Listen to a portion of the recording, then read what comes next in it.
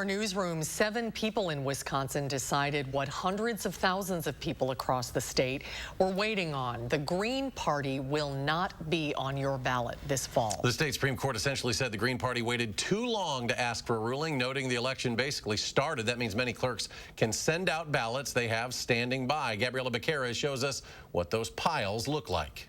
Perhaps one of these postcards showed up in your mailbox recently. It's a reminder to plan ahead if you want to vote absentee. Problem is, many clerks haven't been able to send out any ballots yet.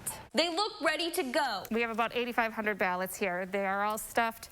They all have their labels on it. They've got the instructions. They've got the return envelope. But Sun Prairie clerk Elena Hilby is missing a key element. They're just waiting for the ballot. Stacks of absentee ballots without the Green Party's presidential candidate are in clerks' offices across the state. But until the Supreme Court rules on if he'll be on the ballot, they're stuck. We're just waiting to find out which ballots, if we're going to go ahead and send the ones that we have, or if we're going to have to wait for them to be reprinted. Because of the coronavirus, clerks are seeing a record number of requests for absentee ballots, which explains the urgency. The sooner the ballots go out, the sooner they come back. We have the envelope stuffed with our instructions. We even got I voted stickers for this election in all our envelopes.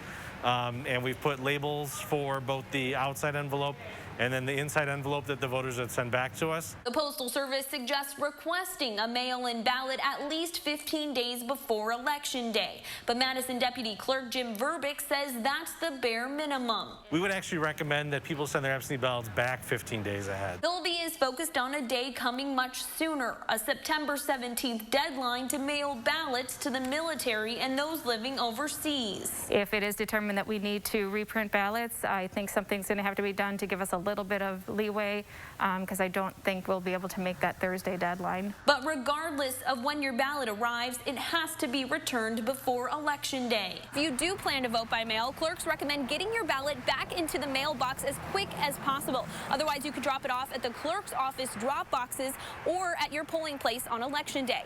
In Sun Prairie, I'm Gabriela Becerra, News 3 Now. And starting the last Saturday of September, the city of Madison will host Democracy in the Park. A poll worker will be in each of the 206 city parks collecting absentee ballots and registering people to vote.